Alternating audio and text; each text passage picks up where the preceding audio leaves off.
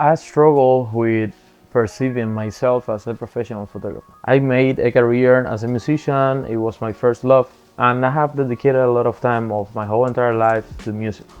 But then, a few years ago, I started doing photography. The first was as a hobby. Later, I started doing music videos, and I knew that I can use some of the strengths that I have as a professional musician who understand rhythm and cuts and all that. But then, I started working as a wedding photographer. I got really obsessed with watching YouTube videos about photography and about how to make the best video possible with cheap gear. I started making videos and photos with this camera that is all broken. You can see the screen, and this tiny lens. This was my first camera.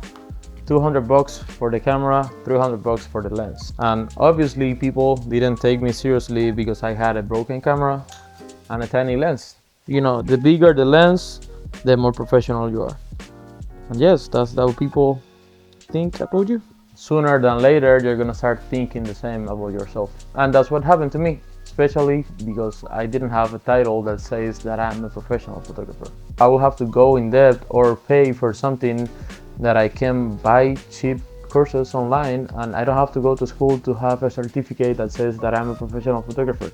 I made a lot of money with that camera. I still use that camera as a second camera. None of my clients have ever asked me, like, do you have a title? Do you have a certificate that says that you're a photographer?